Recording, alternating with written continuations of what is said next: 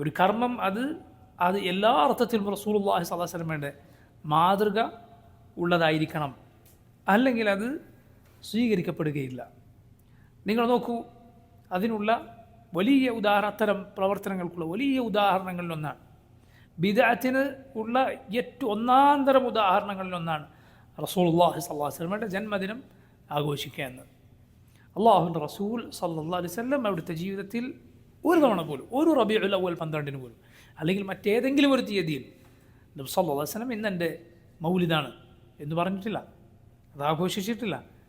റസൂലുള്ളാഹി സ്വല്ലല്ലാഹു അലൈഹി വസല്ലമയെ ഏറ്റവും അധികം സ്നേഹിച്ച സഹാബിമാർ, തൻ്റെ വിരിമാറ് നബിക്ക് മുന്നിൽ വരുന്ന അമ്പുകൾ ഏൽക്കാൻ വേണ്ടി വെച്ചുകൊടുത്ത സഹാബിമാർ,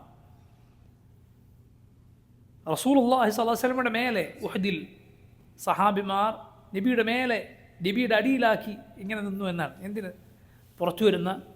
പുറത്തുനിന്ന് വരുന്ന അമ്പുകളും അതുപോലെ വാൾത്തലപ്പുകളുമെല്ലാം സ്വന്തം ശരീരത്തിൽ ഏറ്റുവാങ്ങാൻ. ഖുബൈബ് റളിയല്ലാഹു അൻഹുവിനെ മക്കയിൽ മുശ്രിക്കുകൾ തടവിലാക്കി. ഖുബൈബ് റളിയല്ലാഹു അൻഹു ചങ്ങലയിൽ ബന്ധനസ്ഥനാക്കി.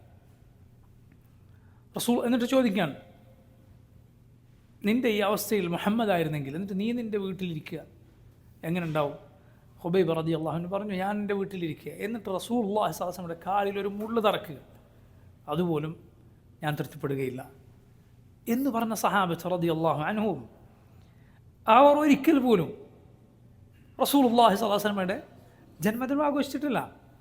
നബിയുടെ മൗലിദ് ആഘോഷിക്കാത്തവരെ നബിയോട് സ്നേഹമില്ലാത്തവർ എന്ന് പറയുന്നവർ എത്ര ഗുരുതരമായ വാക്കാണ് പറയുന്നത് ചിന്തിച്ചു നോക്കുക.